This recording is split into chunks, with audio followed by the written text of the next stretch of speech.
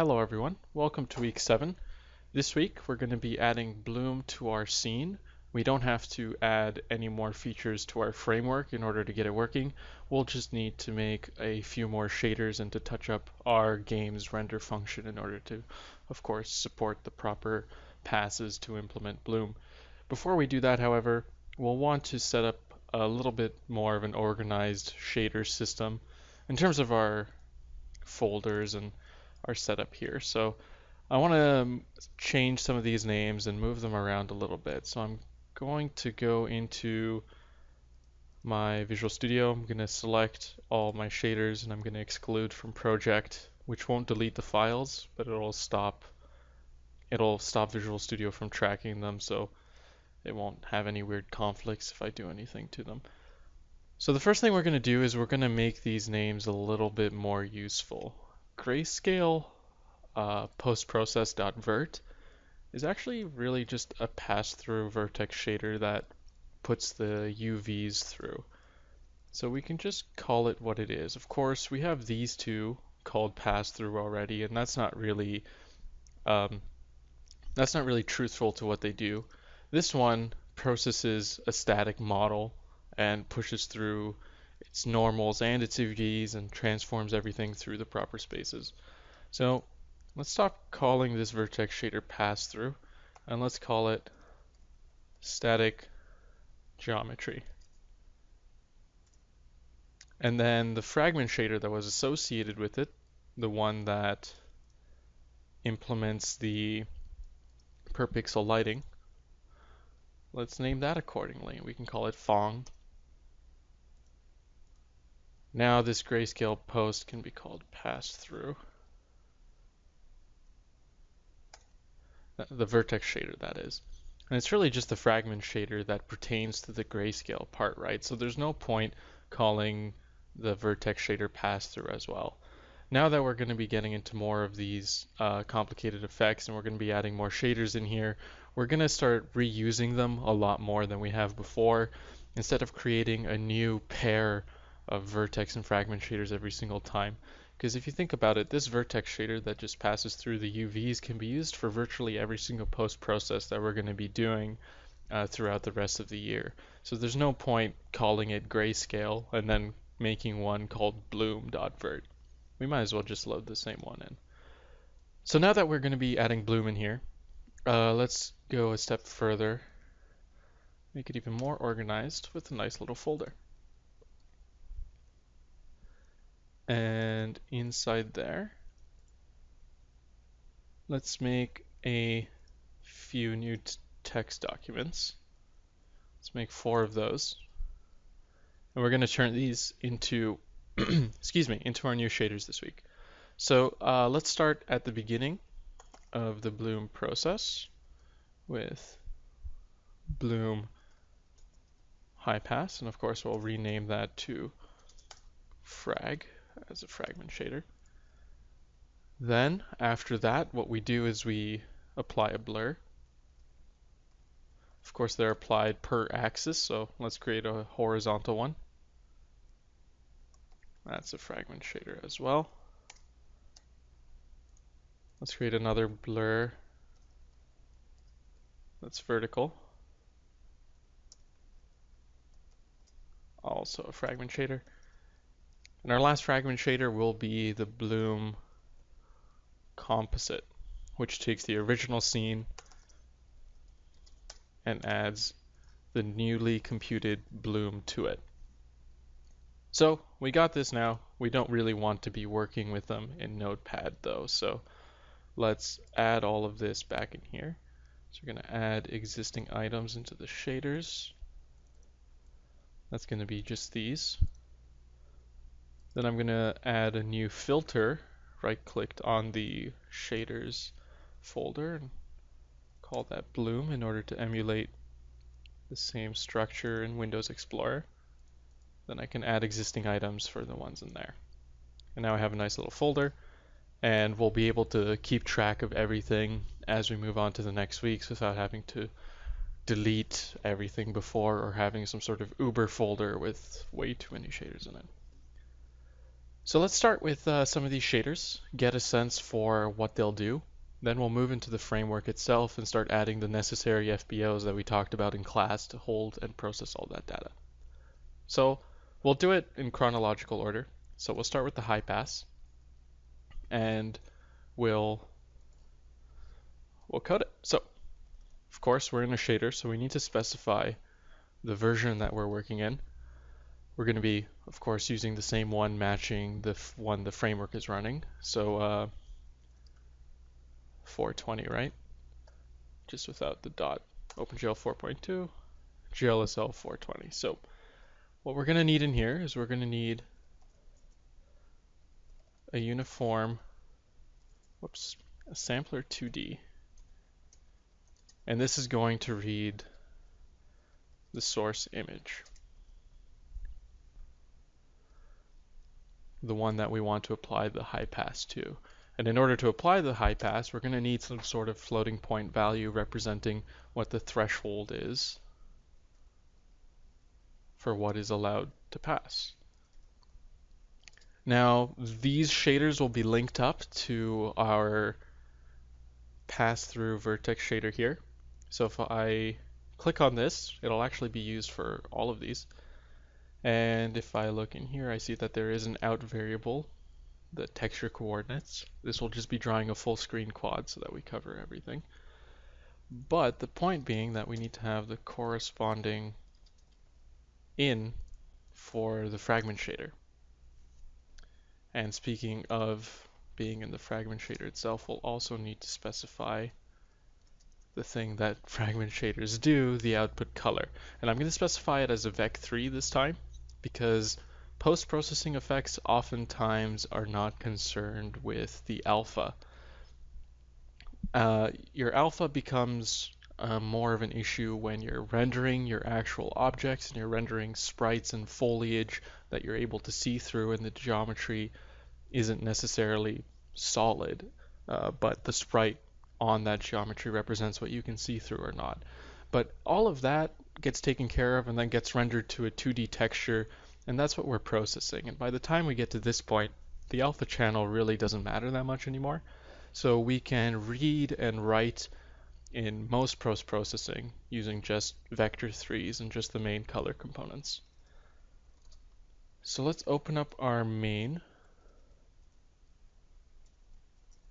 The shader is not going to be too tricky at all. First thing we want to do is we want to read the color from the texture that we have sent to us. So using, equals. So using the texture function, I'm going to pass, of course, the sampler parameter as well as the texture coordinates. And then to ensure that this does not somehow try to return a vec4, I'm going to manually, or rather explicitly, cast it to a vec3. In order to compute the luminance and the intensity of this pixel as a single float value, which will be tested against the single float threshold, we need to somehow get the average of the channels inside of the color. So we can treat it almost like computing the length, right? If you imagine the color again being interpreted as an XYZ vector, then you could call the length function if you want, and the brighter that the different color channels are, the longer that the length of the color will be. That's one way to do it. Another way would be to literally calculate the average as you would divide by 3, and then there's some other fancy algorithms as well, but we don't need to concern ourselves with anything too crazy. So we'll just calculate a simple average. So our luminance is going to be equal to our color red channel plus our color green channel plus our color blue, all of that divided by 3. And then we simply check if our luminance is greater than our threshold.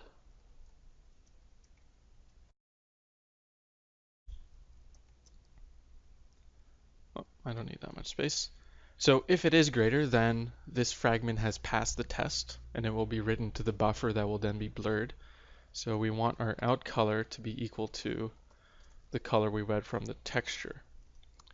Otherwise, our out color will simply be set to 0. And that's it. That's the entire high pass shader. Not too tricky, fairly self-explanatory. Let's move on to the next one. Let's do the horizontal blur. Start again with version for 20, then our uniform, our most important one, the sampler 2D, which will read again the source image.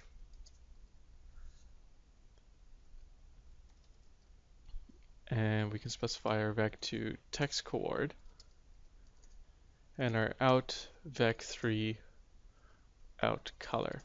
Now I've left a space in here because there's something that we need.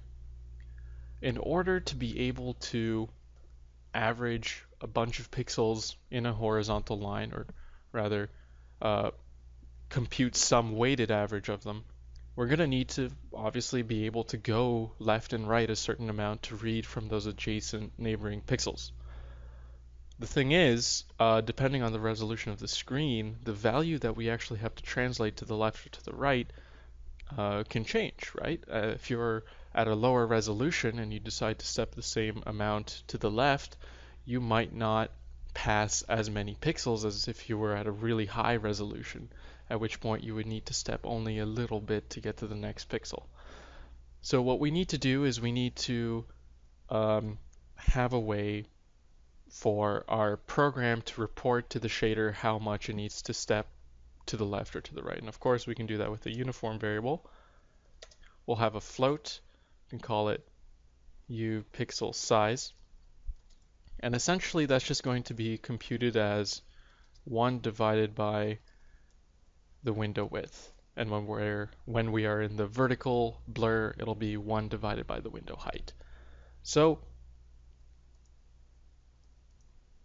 that means that by stepping through one of these, we'll move over 1 pixel. And if we were to step over 2 times this amount, we'd step 2 pixels into that direction. And that does mean that the effect of the blur will be dependent on the resolution of your game unless you account for that. And that's going to be an interesting thing we can observe at the end. So opened up my main function here. Let's have a little comment. Sample pixels in a horizontal row. We're going to do a weighted average, but we'll make sure that the weights add up to 1. If they don't, then we have a big problem where the integrity of the image is not kept and the blur can add too much or take away too much brightness from the scene. And if I remember, I'll show you an example of what can happen with incorrect weights at the end. So in order to do this properly, we're going to continuously add a value to our out color, and we're going to make sure that it starts at 0. So just like a regular average, we're going to keep adding something together, but we don't have to do the division at the end because we know that the weights already add up to 1. So that's right, texture plus equals. Whoa, don't know how to spell apparently. Texture.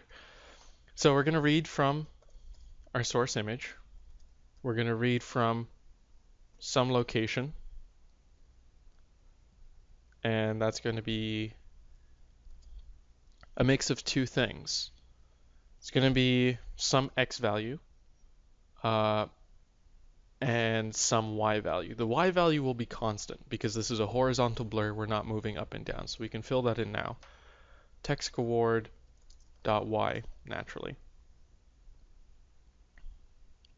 Now, if I fill in text coord.x here, this actually represents the center sample, the pixel that we're on normally. So let's add a line above this in which we sample to a particular direction. So we're going to subtract some value in order to move to the left. We can subtract u pixel size. And if we want to follow in this direction, we can copy the line again and move up here. And this time, we can multiply pixel size by 2. Similarly, we can go up again. We can multiply it by 3. We can go up again, multiply it by 4. And the amount, of course, that you want to continue this will determine how far the blur will reach. And we can do this on the other side. Except, of course, this time we'll be adding pixel size.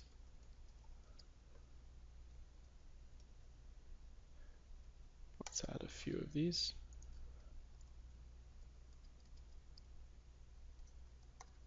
There we go. Now the last thing to take into account here is the actual weighting. So what I'm going to do is I'm going to space these out so that the brackets at the end all match up. And I'm going to do that in order to make the weights stand out at the end, because I feel that's an important piece of this code. So here, all of these are going to be multiplied by some weight. Now, as we've seen in class, we can compute a simple Gaussian on paper and just bake the weights right into the shader. It's the fastest thing to do. So we've done that in class, so we can enter in the values that we would have gotten here without need for too much explanation. But of course, if you observe the change in weights, there isn't much in towards the center pixel, but it drops off quicker towards the end. And so it's the center pixels that have the biggest influence on the final value. And so let me double check this and make sure it's symmetrical. Yep, it looks all good. And that's all it takes to compute, or rather to write the blur shader. Now you can imagine the vertical one is going to look very similar, except that these offsets are going to be applied to the y coordinate. And looking there, I realized I did forget something. Just as we did in the high pass, let's cast the texture call down to .rgb, just so that GLSL doesn't complain that we're casting a vec4 to a vec3. I've seen that on some implementations of OpenGL it does, and on some it doesn't. But we'll just be safe. There's no harm in adding that there. So let's start our vertical blur, but because they're so similar, it's worth our time to just copy this and paste it into the vertical. So first thing I'm going to do is I'm going to change my comment actually here, and I'm going to say that this is 1 divided by the window height. And I'll change this comment too. Vertical column. Cool. So what do we need to do? Let's start from scratch in the center here, just so that it doesn't get too confusing. So we're going to be sampling the texture at some vector 2 UV coordinate on all of these.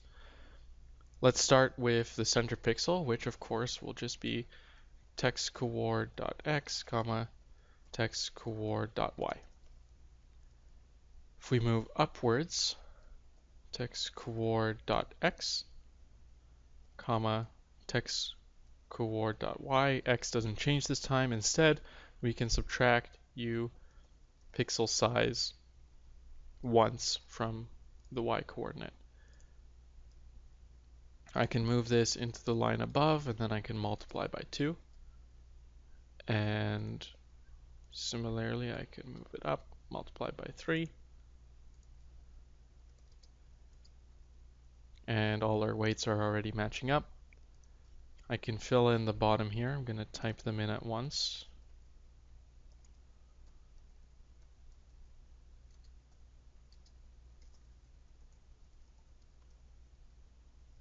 And then it's just a matter of filling in the values.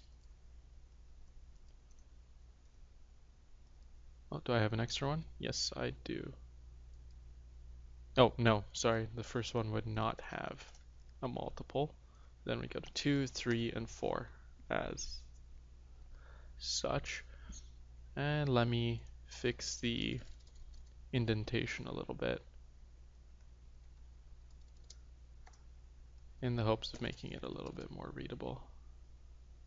Oh, actually that text coord would stay down there, wouldn't it?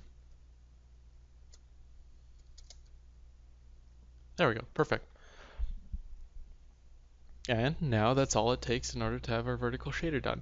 So not a big deal, right? Of course, taking advantage of the Alt select helps a lot in cases like this, and that's why they made it, but it's just a matter of being careful to have the right values in.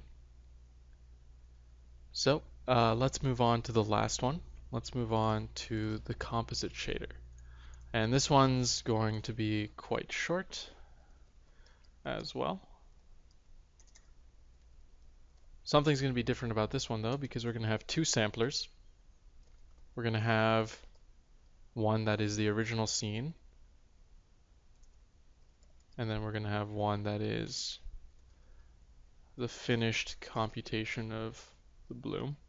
We have our vec2 text coord as usual, and our out vec3 out color. Then we can open up our void main.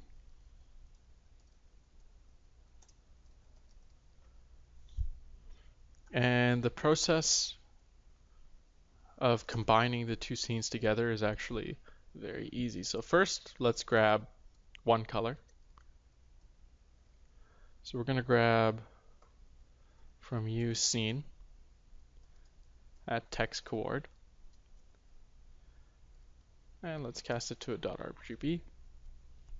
And from the same exact location in the texture, we're going to grab from U bloom the same exact texture coordinate. So it'll match up with the bloom that should appear on that same pixel.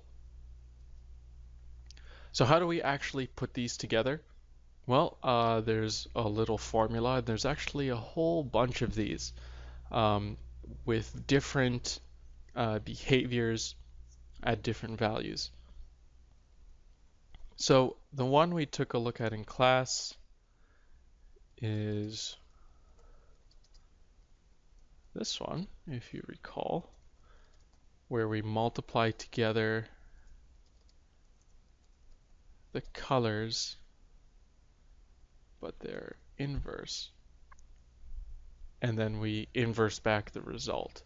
And the reason this works so well is because the particular properties of this composite equation means that if one of the inputs is black but the other one isn't, they're not going to get multiplied together and then just have a black result. Instead, you'll just end up with the one that was non-black, which is exactly what we want. If there's part of the scene that didn't receive any bloom, then our bloom color here would be black, and so we don't want it to dim down that section of the screen. We only want the brighter elements to get brighter, and this is exactly the function that we want in this case, and that's all that it takes to complete this shader as well. So as far as shaders go, we've got everything we need, and we can start moving towards the game class to set up all our buffers. So I'll keep that open, but let's go to game.h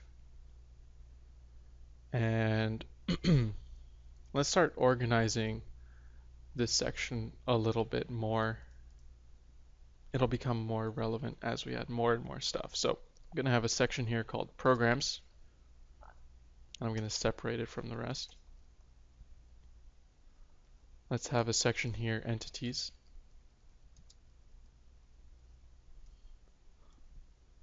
And the last one, Excuse me, my throat.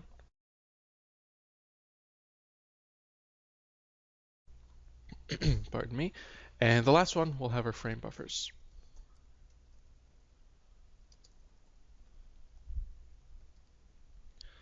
So we're going to need to add a few things, right? Naturally, especially with shaders now that we have so many new ones. And before we do that, let's rename some of these old ones. So grayscale post, well, you know, let's just get rid of that, right? Why overcomplicate things? Let's stick with what we need, but let's still change this one. Let's change default program to static geometry. And I say static because, of course, that implies that it is not geometry that is able to animate. It can rotate and it can move around the scene, but this is non-animating geometry. Animating geometry would require a different shader program if you're using modern OpenGL, at which point you are probably animating on the GPU, but I digress. Let's continue with what we have here. So, in chronological order again, we're going to need a Bloom high pass.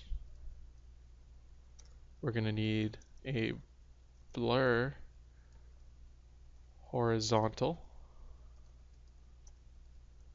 We're going to need a blur vertical, of course. And then we're going to need our Bloom composite. Or composite. I suppose that word can be pronounced both ways. But let's go down here and add the new frame buffers that we need. So our main buffer we still need, and at this point is the point where it's most important to reference the map that we drew earlier. It's very easy to make mistakes if you decide to organize all of this information in your head, especially when you get to the point where you have more complicated shader passes, and especially when you get to the point where you're combining them and you have multiple that you're trying to pull off all at once. So if we reference our diagrams, we can see that we can pull off the effect by only needing 2 auxiliary buffers, because we can jump back and forth between them. It's not there's no rule that says you can't use a buffer twice within the same frame. So what's the point of adding the additional or allocating the additional memory on the GPU when we can just use the same buffer? So let's create our work buffers here. Frame buffer, and we'll call it just that. Work buffer 1 and work buffer 2. And we just need the 2 of them. Now if we go to the top, let's take this opportunity to add in a few extra defines that will alter the behavior of our bloom. So first one will be an obvious one, which is the threshold value itself. Let's have that be something like 0.25. Let's have a bloom downscale, which represents at what multiple down we want our frame buffers to be. That is to say, by how much are we dividing the resolution. As we saw in class, it is beneficial to use less resolution when you can, especially when you're doing things like blurs, because the downscale and then later upscale actually applies a free blur for you. So not only do you save in computation time because the GPU doesn't have to push as many pixels, but you actually have the fact that you're using less pixels help you. So there's really no reason not to. Of course, you can't just use 1 pixel because then that wouldn't be accurate enough. So there is a balance to be had there, and that's why we will expose the variable. Let's even have it as much as 4 times downscale. And this last one here that I've added, bloom blur passes, represents how many times, shouldn't be a floating point value, how many times we want the horizontal and vertical blurs applied. The funny thing about Gaussian blur is that you can, not only can you split it up on each axis, horizontal and vertical, independently, but you can also apply a lot of small blurs instead of one really big one. And you end up with a situation that, with an optimization, you end up with virtually the same result, but with much less computation done. It's actually much cheaper to run a few small passes than it is to run one with a really massive kernel that covers a ridiculous amount of the screen. And so even though you have to do multiple passes and the GPU has to stop for a second and then start the next frame and render it, it actually still ends up being faster in the end. So this will specify how many times we want to repeat that process. And so the more we go, the finer the blur will be, and the more outspread it'll have a chance to get. Now that the header files is done, let's jump into the game.cpp. We're going to notice a whole bunch of errors on us, obviously. So first, let's get this default program fixed up. So we'll call it static geometry. And from here on in, I'm not going to bother adding the other things to the destructor. You should be doing that yourself, but it's kind of just monkey work. Monkey. So I would like it if you were to keep up that habit. So the other problem here is the game's constructor, right? So we have the same issue with the first buffer of no default constructor. And so we see that main buffer is default constructed, but our work buffers are not, and we need to tell those exactly how many color buffers we want inside them in order for them to initialize properly. And both of them will have one. Just as the main buffer, we're not doing any multiple render targets yet. So now if we move down, we're going to find our existing programs are erroring. So let's get our static geometry program in here. And we know that the vertex shader is called static geometry, so we can replace that. And we know the fragment shader is called Phong because it computes the Phong lighting model. Grayscale post, we're not going to be utilizing that this time. We can just rename this to Bloom High Pass. The fragment shader is going to have the same name, Bloom High Pass. And the vertex shader now is going to be called Pass Through. And not only did we now save on shader files, but we have a situation where loading our shaders is even more readable than it was before. We can see the behavior of the vertex shader, and there wasn't any rule telling us that it had to be the same name as the fragment shader. So let's make some extra space here because we got a whole bunch more shaders to load in. I'm gonna copy this over, and that's going to be our blur horizontal. Sorry, our bloom. No, that's right, our blur horizontal. What am I talking about? Blur horizontal. Fragment shader, of course, has the same name. Vertex shader, pass through. Then we have our blur vertical. Fragment shader has the same name as the object. Blur vertical, there we go, replace that. Pass through is the vert. Then we have our bloom composite. Oh no, did I do this again? Oh, I did. I called it blur composite. Oh, I'm gonna fix that right up. There we go. Bloom composite. Same fragment shader name. And then I didn't do it here, did I? No, it's still bloom composite. Okay, cool. Then our vertex shader, of course, is pass through. And that's the new shaders. Down here, we're going to need to add the new buffers. And this part's going to be very important to make sure that you get all the variables correct. So let's copy this here, and let's replace main buffer with work buffer 1. Let's focus on that first. So replace the 3 names. Now let's ask ourselves the first question, working from the top down. Do we need a depth texture for this FBO? The answer is that we don't. And the reason is our post-processing effect doesn't really push geometry. The extent of geometry being pushed into this buffer is the full screen quad, and the vertex shader for that doesn't even have a model view projection matrix. We don't need to utilize any depth tests because the full screen quad going in, we always want to show up.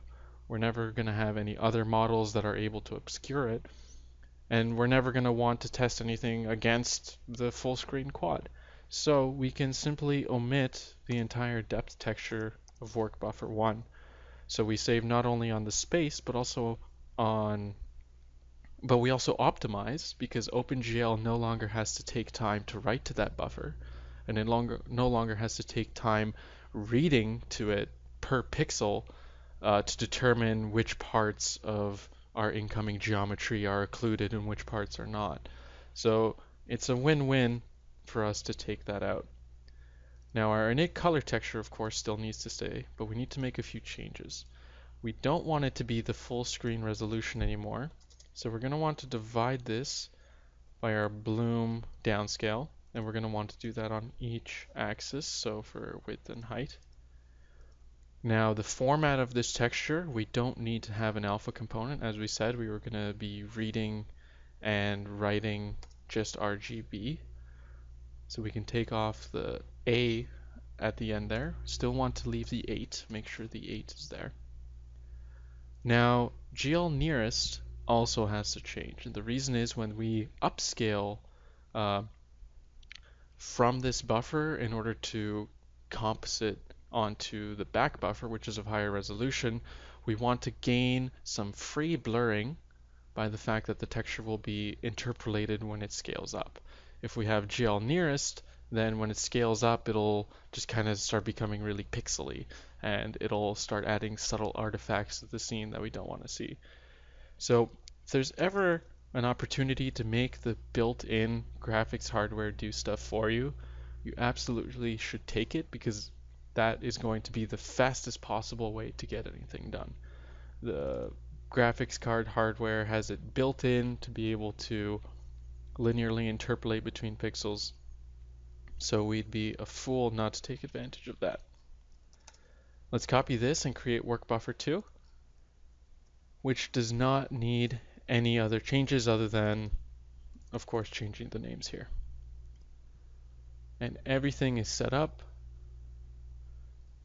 except of course for our render function. So let's, you know what I'd like to do here, and if you feel you don't want to do this, that's okay. I'm going to actually comment all of this out. Make sure all of this is commented out. I'm going to run the program just to make it go through my shaders and make sure that there were no syntax errors.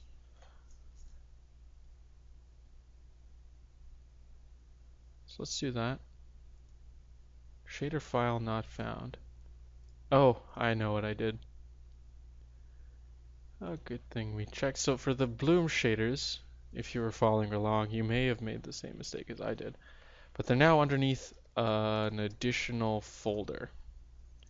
So let's add, just for the fragment shaders, and just for the bloom, let's add this additional bloom slash, whoops, we're going for bloom composite as well. There we are. So just those 4, and then I should be able to find them. Let's try again. Ah, cool. Although I am working off an off-screen reference, so I am cheating. But I didn't make any silly mistakes. Okay. Let's get all these functions back in and let's start converting them over to our bloom. So first things first, we want to start organizing this, right? So let's add some headings here. Clear buffers. And I'm going to use from now on 3 slashes to denote a more higher order comment, meaning that the next block will pertain to it whereas usually the regular double slashes just pertain to the very next line, and that's just a stylistic choice. But now you'll be able to read that when I do it. So let's finish up this section, right? We'll work from the top down. So clear buffers, looks good so far, but of course we added 2 additional buffers, so we want to clear those as well.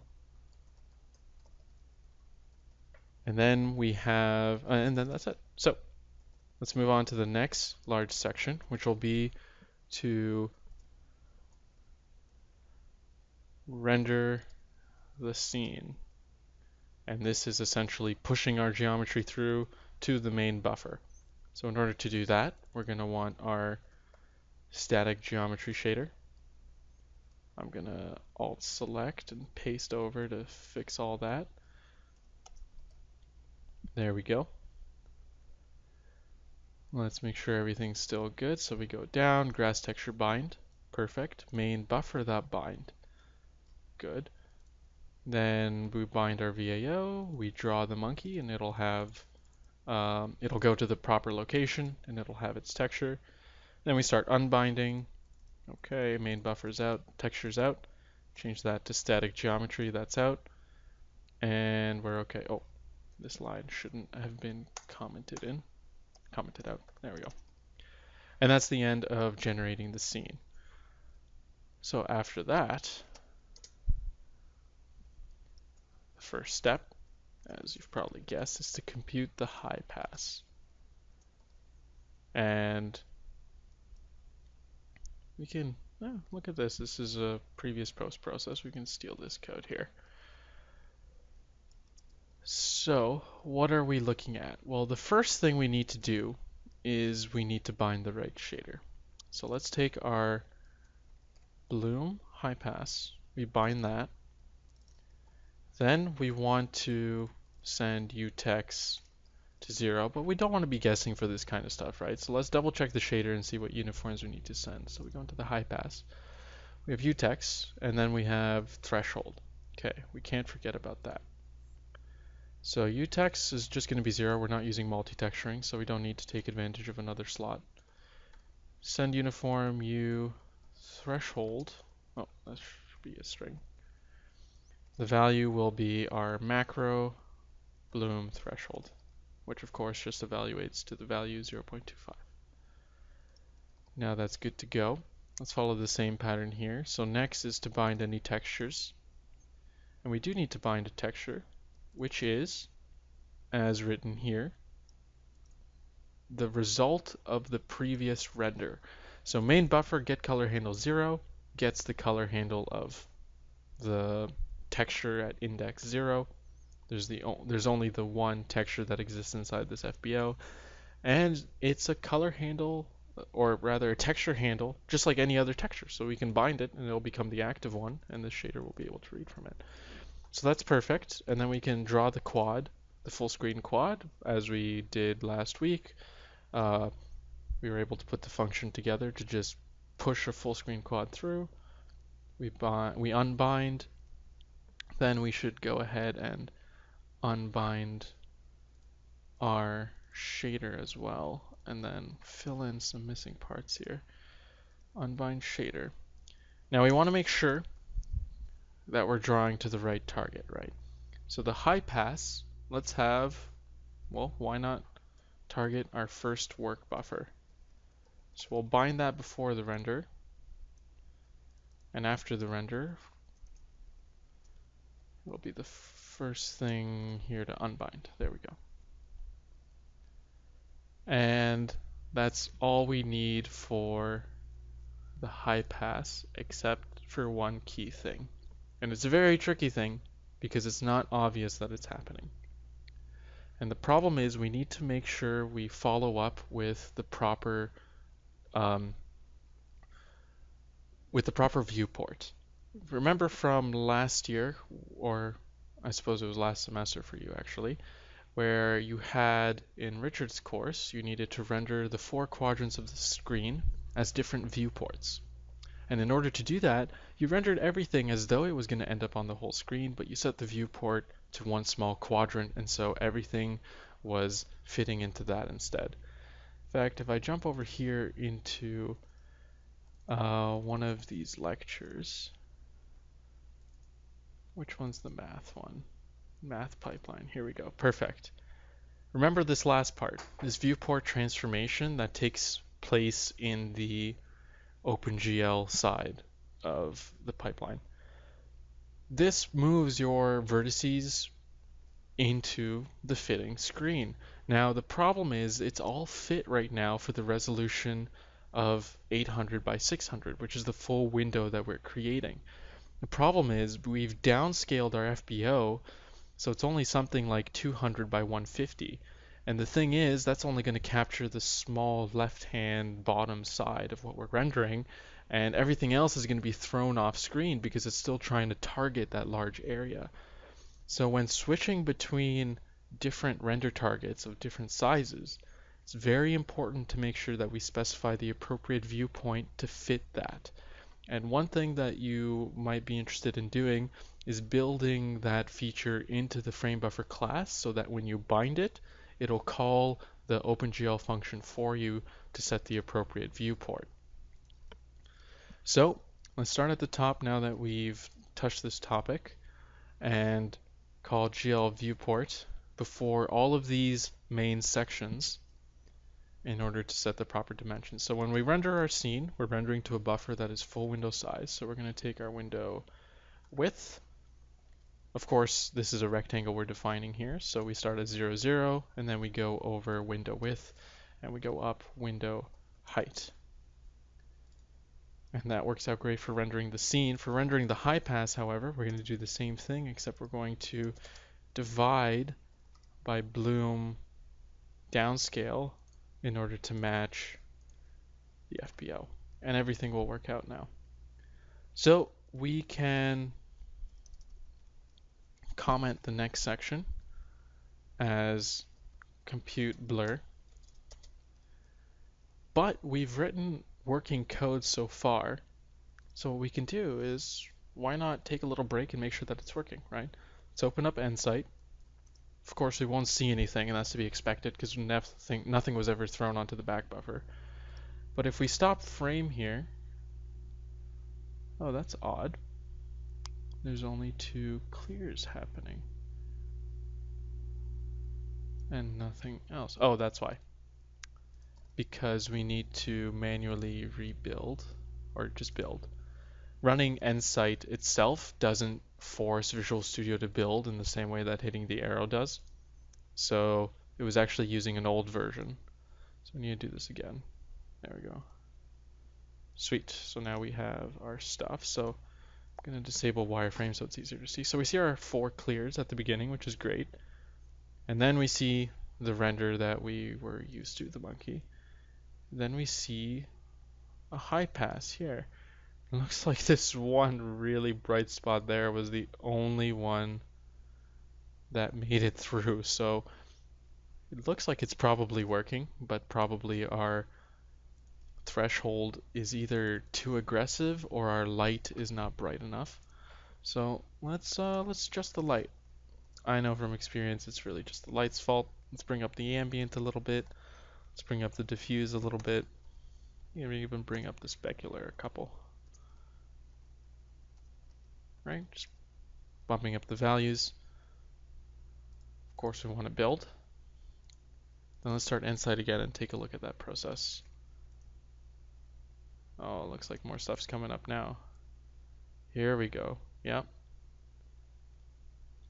So we have our clears, then we draw our regular monkey, and we high pass. Oh, I don't like how it automatically zooms me out like that. But what can you do? There we go. So, of course, it looks a lot more pixelated, but as we'll see, that won't actually even be noticeable at the end. So, now that we know everything's working so far, let's finish up the rest of this post process. So our blur is actually going to be, let's make that in, there we go. Whoa, whoa, whoa, whoa. There we go. Our blur is actually going to be a for loop, which will be applied for as many times as we have bloom blur passes. I++. So in here, we're going to have two different things. We're going to have a horizontal blur. We're going to have a vertical blur. So our horizontal blur is going to start by, of course, usual process, binding blur horizontal.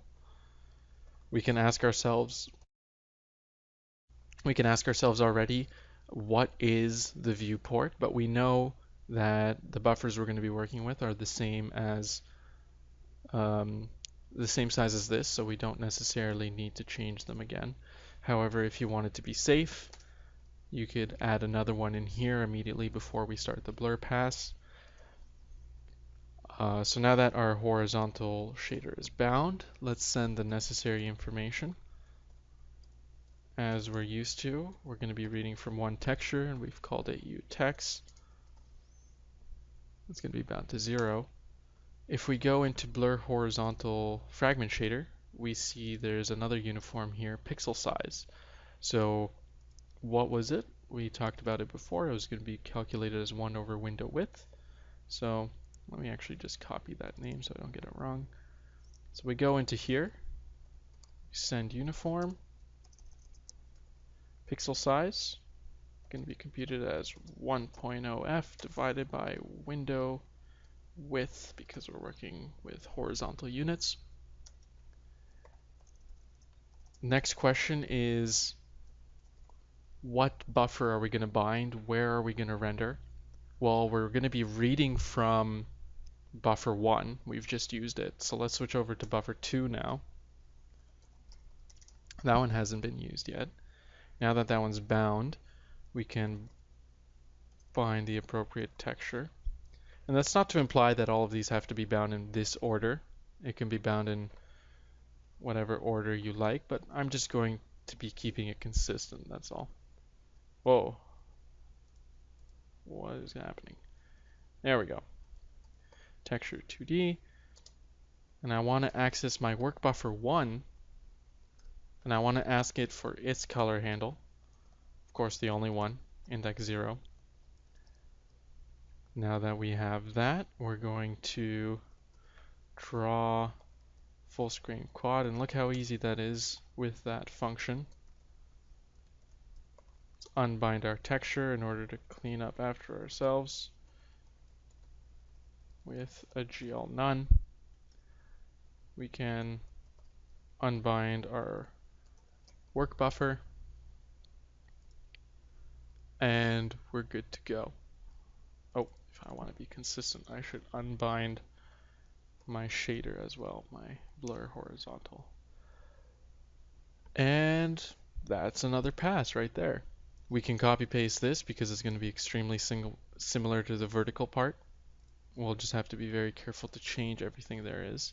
So these blur horizontals here become blur verticals. Blur vertical. Unbinding as well down here becomes blur vertical. Pixel size becomes a division with height as the denominator and not width.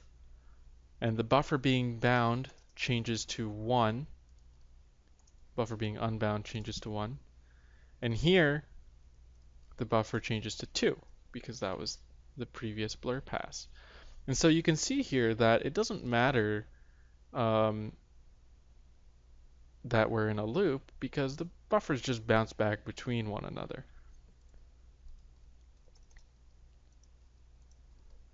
And the last step here is to composite the scene, and because that's going to be our last post process, we're going to do that directly to the back buffer. So let's set the GL viewport 0, 0, window width, window height. Then let's get the bloom composite shader. Let's bind that guy. And let's get the uniform sent to him or her. Doesn't really matter. So let's get, oh, sorry.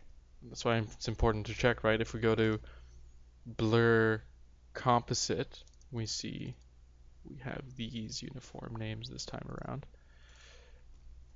So we have uScene, combine it to the default 0 slot, and then we have uBloom, we combine that to slot 1. And so now it becomes a little bit of a juggle in order to bind the right textures to the right spot. So let's explicitly say that the active texture is going to be GL texture 0. That's the active texture slot we're talking about. And so when we bind texture with GL texture 2D, that's the slot it's going to go into. And of course, if we want the original scene, that's going to be from our main buffer, get color handle 0. We want to bind the next texture, but we need to set the slot to 1 to match up with our bloom. And our bloom result is going to be from the last written to buffer inside of this for loop. It's always going to be buffer 1 regardless of how many times it loops.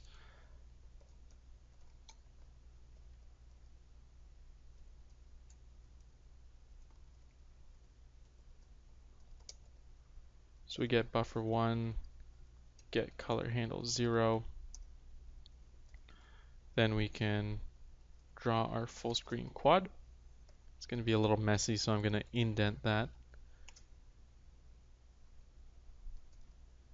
just so it stands out. Then I'm going to bind texture GL texture 2D, of course. I'm going to bind GL none. That is to say, I'm going to unbind the current texture, and that'll be from the previous slot, right? So that's slot 1. Next, I want to switch to slot 0 so that I can get rid of that texture. There we go. And then I can unbind the bloom composite shader itself. And we swap buffers. And of course, because this work buffer here has been unbound, we're working directly with the back buffer in this section. There's no custom frame buffer that is currently active. And with that, we've finished this week's example. We can give this a run and see the results. We'll probably need to play around with some of the values to get it looking nice. But here we can immediately see that it's a very obvious effect, right? It does look a little jittery though. It seems a little bit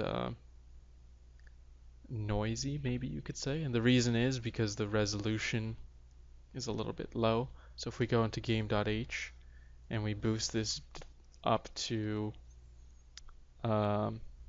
just a 2 times downscale, then we'll see a lot of that jitter go away. Of course, that's the downside with using less resolution.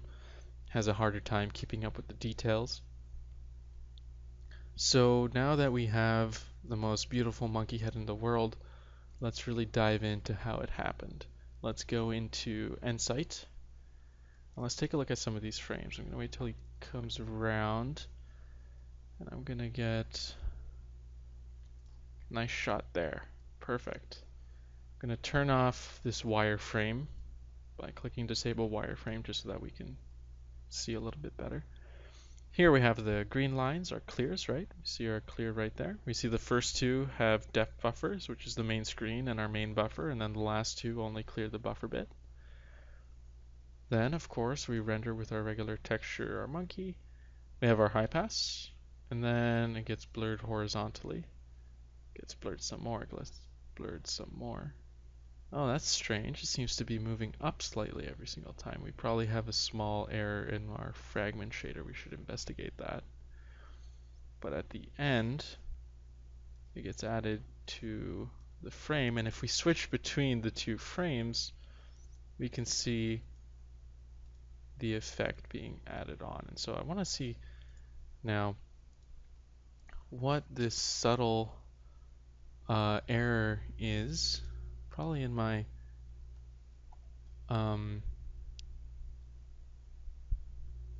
vertical blur here. Pixel size is 1 over window height, which is right.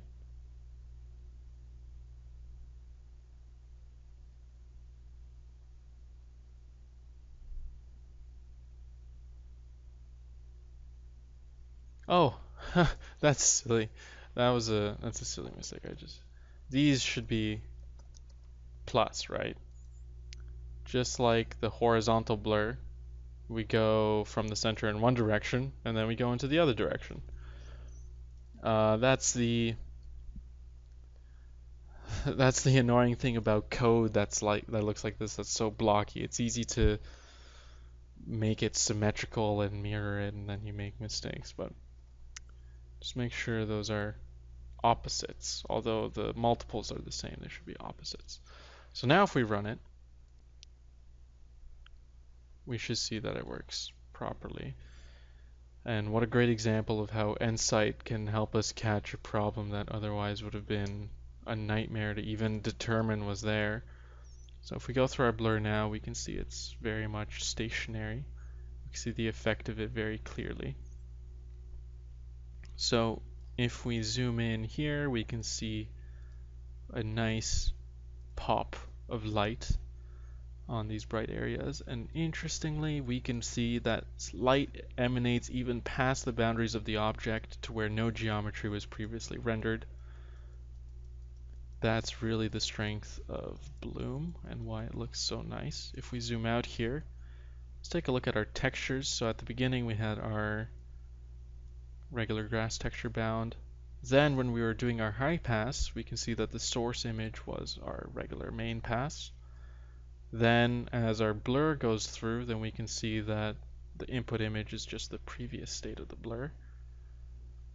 And when we render our last step, of course we have both the images bound, the original and the blurred version. And swapping between the two, again we can see the results.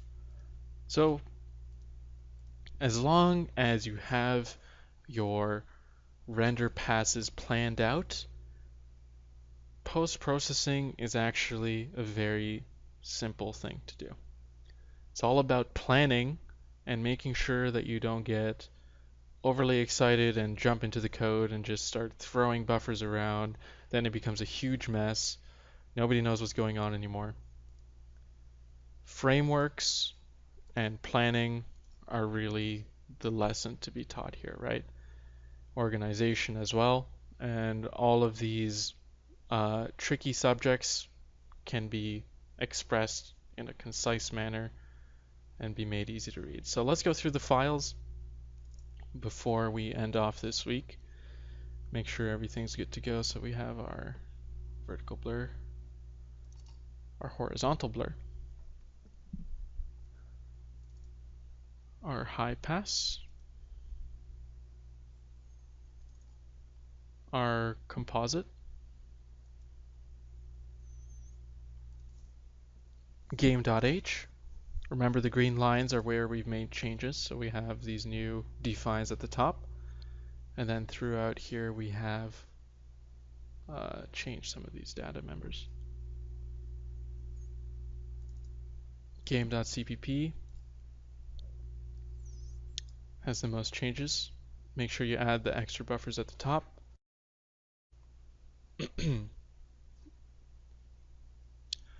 Take careful note of the load function.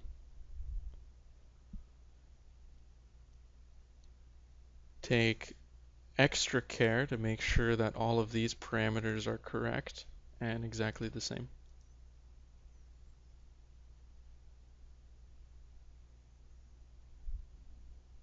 And we have the draw function itself.